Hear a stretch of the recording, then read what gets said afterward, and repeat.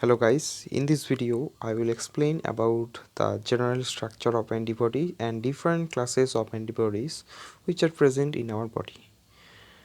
This is the general structure of a immunoglobulin molecule. It composed of two heavy chain. Here is the one and here is another, and two light chain. This is one light chain and this is another light chain. Each of these heavy chain is consist of about 446 amino acids, and each light chain actually composed of 214 amino acids, and they actually composed of each heavy chain actually composed of three constant domain. Here is the one constant domain. Let me change the color. It is composed of actually 1, 2 and 3, and 3 constant domain and 1 variable domain. Here is the variable domain, and each light chain also composed of 1 constant domain and 1 variable domain. These constant domains are actually attached with each other by a disulfide bond. Here is the disulfide bond, disulfide bond, and each heavy chain also attached with each other with the help of disulfide bond. Here you can see, and the CH2 domain, this domain here, this domain actually composed by is a binding site for carbohydrate.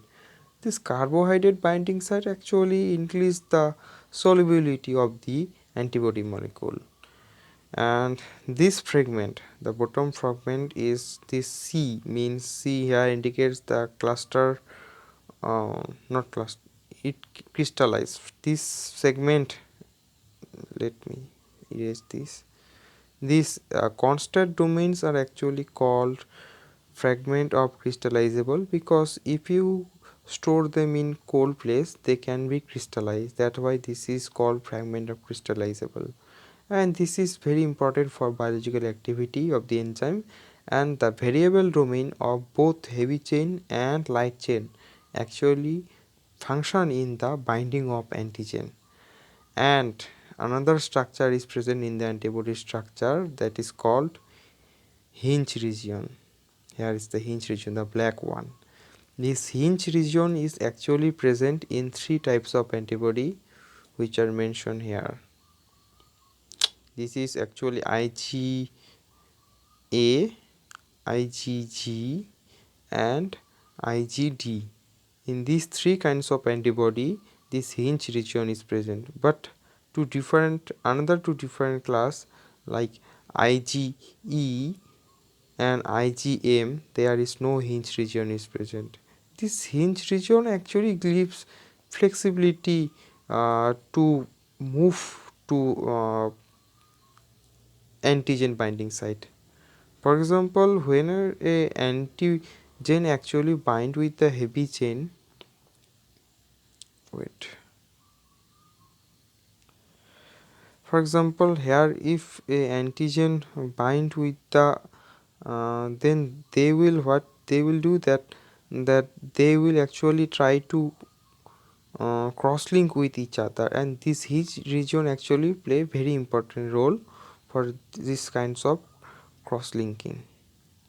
Okay, let me show you some different classes of. Here is another, this is another structure of antibody molecule.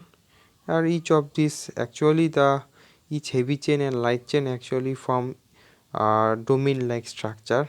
Here you can see uh, these domains are actually known as immunoglobulin fold, and they are each joined with each other by disulfide bond.